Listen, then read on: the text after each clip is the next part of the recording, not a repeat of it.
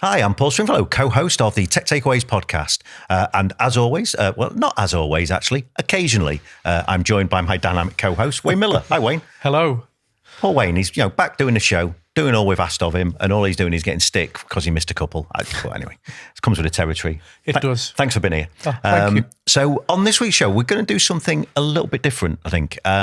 So we're going to talk about, we do this show, we work with, and lots of our viewers are people making decisions in IT. They're IT managers, they're people making IT decisions on a day-to-day basis to support their business. I'm not so good at the talking these days, getting all the words mixed up. So to help us do that, we've brought in an experienced head of IT. So we're joined by... and he did say before the show that the best way to address him was Mr. Price. So we're going to go with that. So we're joined on this week's show by David Price. Hi, Dave. How you doing? Oh, yeah, good, Paul. Yeah, thanks for inviting me in. Yeah, it's good to be here. It was Mr. Price, but there's Dave or David, whichever. I'll take it all today. I mean, I know if you was going to start insisting on Mr. Price, I wouldn't have invited you in, but here we are. So we've done it now anyway. Yeah. So, well, look, I suppose a great starting point is tell us a little about who you are, what you do, a bit about your background. Yeah, so as my name, David Price, IT director for an engineering firm based in Liverpool. Head office Liverpool, but 14 offices up and down the country. 450 staff today. I've been in IT now for just shy of 20 years, to be fair. So since a child. Since a long time it is, to be fair. So university, background in IT at university. Then went travelling around the world, as we all do. Worked in Melbourne, doing IT in Melbourne, to be fair. And that was the first real eye-opener into what the life in IT is, to be fair.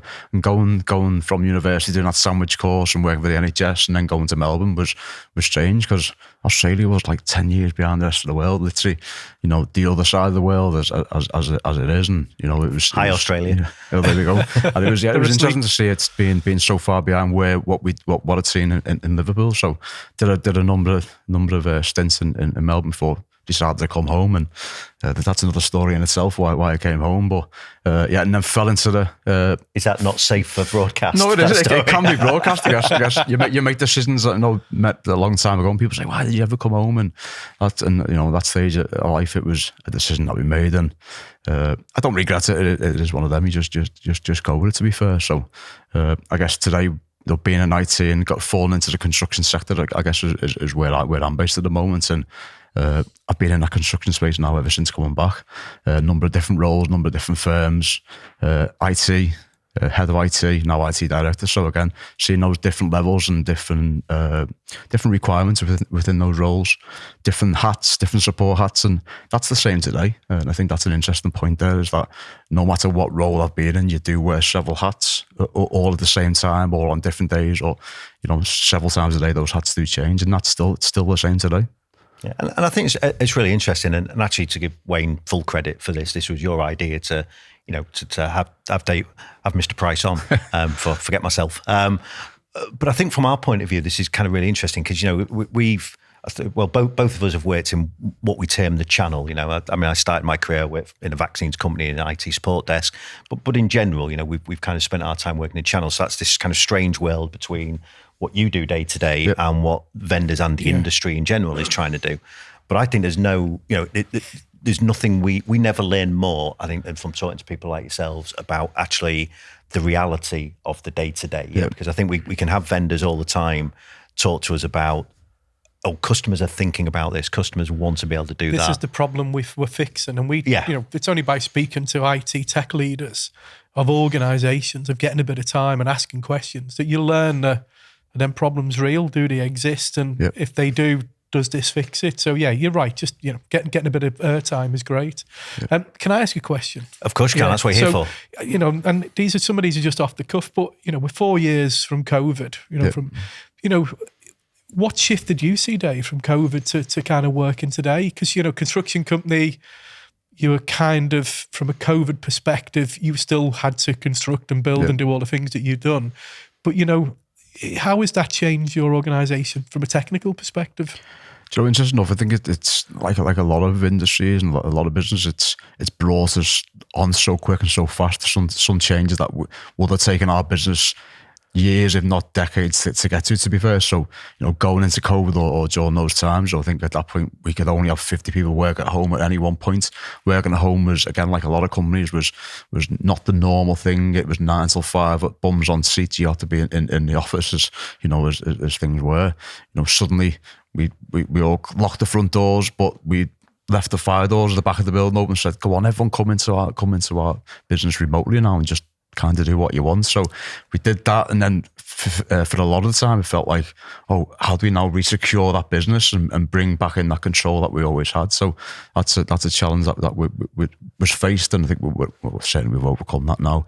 Having that flexibility to work at home is something that's there today. We're on this hybrid work, and three in the office, 2 at home officially, which is fantastic.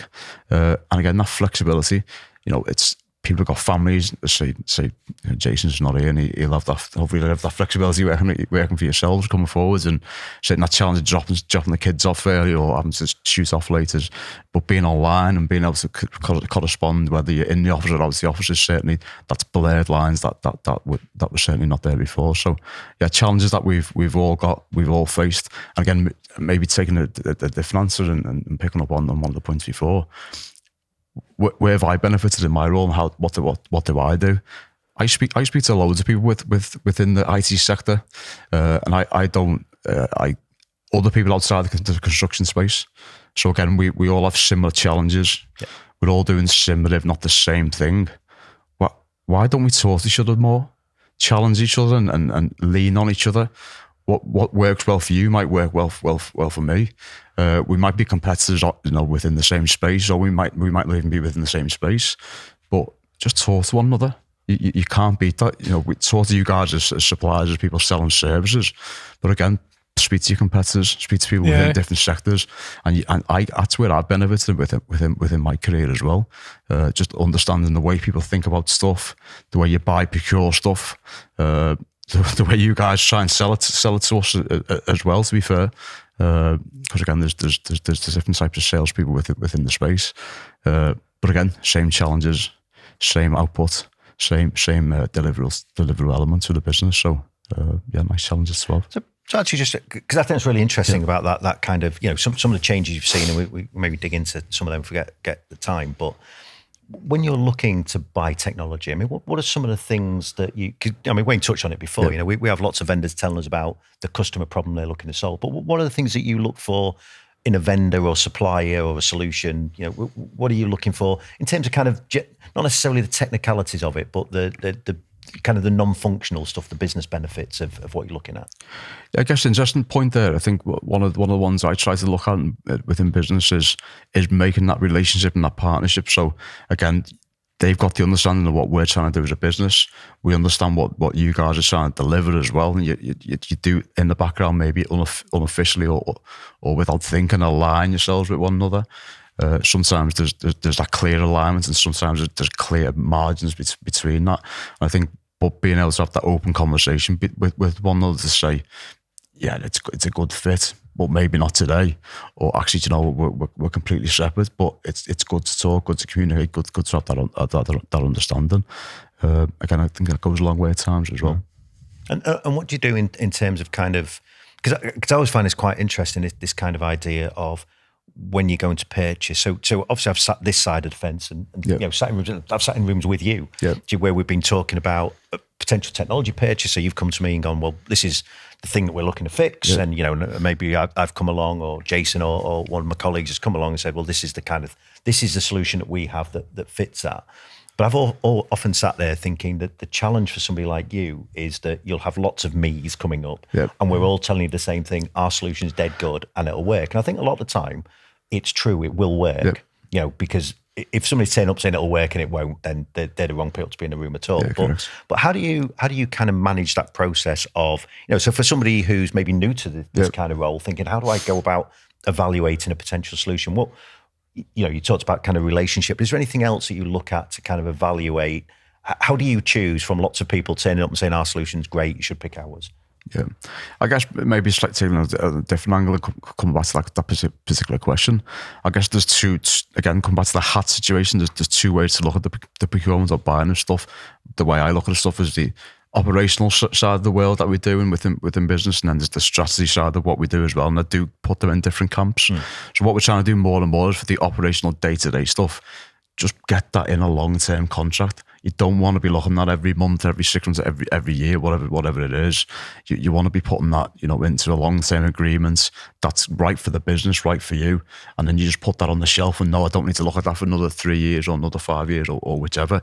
That then gives you the headspace to go and look at the strategy side of the business. Yeah. The bit that's going to give us the biggest reward and the biggest benefit back to the business, the biggest change that the end user will see from IT. Because again, that is a day-to-day challenge that we get. The end users, what do they see from us? We're a service really that we're trying to deliver to those users. A lot of the time they look at IT in a different way and just think it's just that laptop, it's just that computer, it's just that monitor, whatever it is. They forget about the fun, exciting stuff that we're trying to do as well. And that's before you even get to the strategy side of the business, where the chief exec or the rest of the board are challenging you with more of that strategy side of the thought process of what we're doing to make us better, make us more efficient, make us more profitable at the end of the day. So how important do you think that kind of, because it's really interesting what you're talking about there, because I think I'll often sit with people who are making these kind of IT buying decisions, and they're making IT buying decisions about the technology. How important do you think the stuff you're talking about, again, for that kind of budding IT person? And you made a great point earlier about the importance of talking to each other. So let's just pretend we're all talking to each other, just on scale. Well, that's what we're doing, isn't it? Yeah, exactly. And I suppose, from how important is that kind of communication with the business from a strategy point of view, but also having that understanding the business benefit as opposed to, oh, this is cool because it's got some flashing lights on it. How important is that kind of business focus and broader business relationship for somebody leading IT? I think that's essential in what we do, to be fair. So, while you're setting the strategy or you're driving the business to go down a particular route, you've got to continually show that payback or the reason for doing it. Just because it's got flashy lights on, or it's got a nice badge on, or it's been rebranded in a certain way, then that's by the by, to be fair. And at the end of the day, people don't see those flashy lights in the server room, as I say. But you've got to prove that where you're spending the money and the money that's being spent does show that reward. Whether that's in the boardroom or whether that's for the staff on within the office, that's a nice balance to have as well. Because again, what the board want to see or what the business wants to see, it will be different to what the users want to see. And sometimes it is a bit of give and take from, we'll give a bit to the board, so you're almost keeping them happy, but you're also giving a bit to the staff as well, to keeping them happy. And I think that's a challenge you've got. It is that balance, constant. Who are we trying to look after here? And it's balancing out between everyone and making sure that it's almost playing that bit of chess at times, and move that forward or bring that one back, and vice versa. So yeah. I don't want to steal all the questions. No, I'm just thinking it's so pivotal now, IT, isn't it? Because it's a service to the end users, but strategically you've got to be aligned to the board and the direction of the business, while having the time to deliver that, procure, deliver, implement and deliver, and then maintain almost. So the bits I really like, when we've engaged, I've learned a lot about the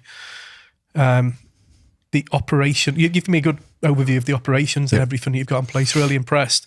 But I like the way that you buy, because you once you've identified a solution, that it's going to do for a window. Whereas I do see other people where they'll buy, but they'll only buy for 1 year, and I just think, oh my God, they're back to the table again in 12 months. And they're thinking, how many things do you buy? You could buy 20 things, and if you've got, only doing 12-month contracts, you're spending all your time procuring, analysing the marketplace. And, a lot of, cybersecurity, we know a lot of it moves, but in terms of, some of the other products and services, you don't move that often. So, I noticed something that you did when we spoke about some of the procurement, a 3-year contract with a 4th year, 3 and a 4th. For me, that's a great takeaway.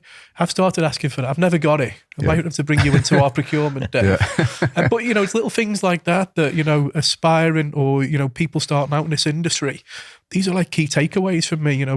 Pick a vendor, pick the technology, align yourself to them for a window, and then evaluate it again 6-9 months before, and repeat that process. Yeah, I think one of the good things about that is you've got to have control in place to understand that the decisions you've made over that time is either giving you payback on that, going back to sometimes why are you implementing this in the first place, and has that done what you've wanted to do? So make sure you do have those review processes. Don't just put something in and think, it's doing what you wanted to do and go on to the next one. You do need to come back, stop at times and say, well, has it done that? Which is that good? Again, I guess one thing we've done when I talk about control is, again, that's a big part of my role is having that control, and whether that's control within a budget setting, control of the staff within my departments and controlling them, or we then talk about software and the software that we use. So, we're an engineering consultancy, we use loads of different bits of software, and everyone who joins our business today or tomorrow always thinks that this is the best bit of software that we should be using that we may not be using. And when we talk about the 1 year, 3 year, or longer term agreements around software, well, should we do it short term or longer term? And what we implemented within business was a solution that looks at how often software is opened, how long it's used for by those individuals. So we don't sit there and look at that day-to-day, week-to-week, but it's being captured in the background. So when we come to those annual or longer-term procurements, we can drill into the detail and look how often it's used, who used it, and which business units are affected. Because if you go to the end user and say, do you use this software? Oh yeah, of course I do. We use it all the time.